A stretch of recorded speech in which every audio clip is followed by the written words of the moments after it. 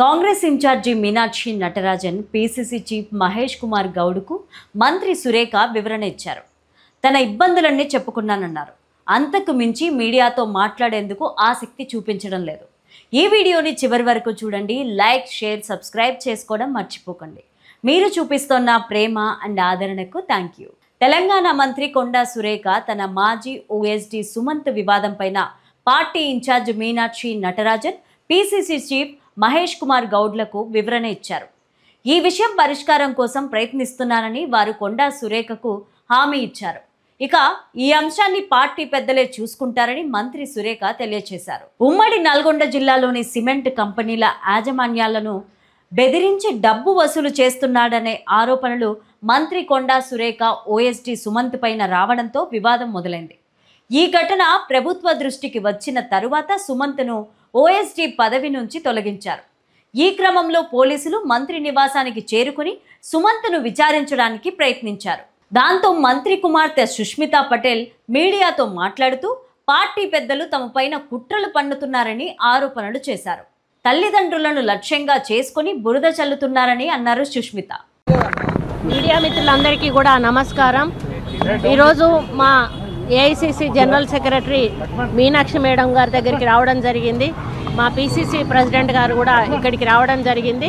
వారి దగ్గరికి వచ్చి నేను నా యొక్క ఆలోచనలు, మరి నాకున్నటువంటి ఇబ్బందులు వారితోటి షేర్ చేసుకోవడం జరిగింది.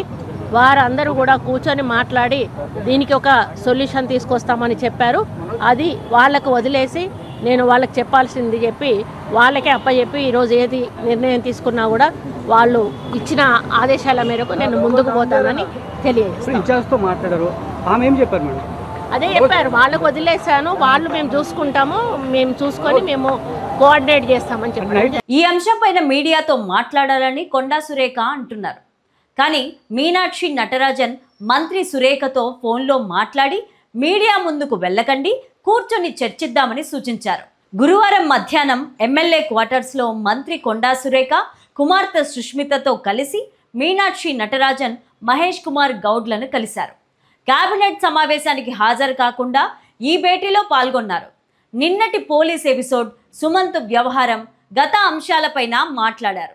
మా party incharge Meenakshi Natarajan PCC నాయకుడు మహేష్ కుమార్ గౌడ్లతో కూర్చొని చర్చించాలని సమావేశం తర్వాత కొండా సురేఖ తెలియజేశారు. ఈ విషయంలో పరిష్కారం కోసం వారు ప్రయత్నం చేస్తామని హామీ ఇచ్చారు. ఇక ఈ విషయం వారే చూసుకుంటారని భరోసాతో వెళ్తున్నానని అన్నారు. నేను చెప్పాల్సింది చెప్పాను, పార్టీ పెద్దలతో జరుగుతున్న విషయాలు వివరించాను, నాకున్న ఆలోచనలు, ఇబ్బందులు చెప్పాను. వారందరూ కూర్చొని మాట్లాడి ఒక సొల్యూషన్ తీసుకుంటామని చెప్పారు. వాళ్ళు ఏ నిర్ణయం తీసుకున్నా సరే అందుకు కట్టుబడి ఉంటారని సురేఖ చెప్పారు. ఈ వ్యవహారంలో కాంగ్రెస్ హైకమాండ్ ఎలాంటి నిర్ణయం తీసుకోబోతోందన్నది ఆసక్తికరంగా మారింది. నేరుగా కొండా సురేఖ ముఖ్యమంత్రి కుటుంబ సభ్యులను టార్గెట్ చేశారు. అందుకే ఈ విషయంలో సీఎం కూడా ఆగ్రహంగా ఉన్నారని అంటున్నారు. కొండా సురేఖ మాజీ ఓఎస్డీ సుమంత్ వ్యవహారంలో రోహిన్ రెడ్డి పేరు ఎక్కువగా వినిపిస్తోంది. కొండా సురేఖ తనయ కొండా సుస్మిత రోహిన్ రెడ్డి పైన తీవ్ర ఆరోపణలు చేశారు. దీంతో ఇప్పుడు నెటిజన్లు అంతా ఎవరి రోహిన్ రెడ్డి అని తెలుసుకునే ప్రయత్నంలో పడ్డారు. రోహిన్ రెడ్డి ప్రస్తుతం కాంగ్రెస్ పార్టీలో ఉన్న కీలక నేత. ఖైరతాబాద్ డీసీపీ అధ్యక్షుడిగా ఉన్నారు. వ్యక్తిరీత్యా డెంటిస్ట్, రియల్ ఎస్టేట్, ఇతర వ్యాపారాలు ఉన్నట్లు ఆయన సన్నిహితులు చెబుతూ ఉంటారు. ఇక ఆయన 2023 ఎన్నికల్లో అంబర్పేట నుంచి ఎమ్మెల్యే అభ్యర్థిగా పోటీ చేసి బీఆర్ఎస్ అభ్యర్థి కాలేరు వెంకటేష్ చేతిలో ఓడిపోయారు. ముఖ్యమంత్రి రేవంత్ రెడ్డికి అత్యంత సన్నిహితుడిగా పేరు పొందారు. సీఎం అధికారిక కార్యక్రమాల్లో తప్ప మిగతా అన్ని కార్యక్రమాల్లో రోహిన్ రెడ్డి కనిపిస్తారు. సీఎం ఎక్కడ ఉంటే అక్కడ రోహిన్ రెడ్డి ఉంటారన్నది అందరికీ తెలిసిన విషయమే. దీన్ని బట్టే సీఎం రేవంత్ రెడ్డిలో బలమైన వ్యక్తిగత అనుబంధం రోహిన్ రెడ్డికి ఉందని కాంగ్రెస్ వర్గాలు చెబుతూ ఉంటాయి. CM Revanth Reddy world economic ఫోరంలో పాల్గొనడానికి వెళ్ళినప్పుడు కూడా సీఎం బృందంలో రోహిన్ రెడ్డి ఉండడం విశేషం. దావోస్కు సంబంధం లేకున్నా సీఎం సన్నిహితుడు అన్న కారణంతో ఆయన్ని తీసుకెళ్లారన్న విమర్శలు అప్పట్లో వచ్చాయి. అంతేకాకుండా పీసీసీలో వర్కింగ్ ప్రెసిడెంట్ పోస్టు కోసం కూడా తీవ్రంగా ప్రయత్నించారు. చివర్లో రోహిన్ రెడ్డి లేదా భువనగిరి ఎంపీ చామల కిరణ్ కుమార్ రెడ్డి మధ్య పోటీ ఉందన్న వార్తలు మీడియాలో ప్రముఖంగా కనిపించాయి. అయితే కొండా సురేఖ కుమార్తె రోహిన్ రెడ్డి పైన చేసిన ఆరోపణలు ఇప్పుడు సర్వత్రా చర్చనీయాంశంగా మారాయి.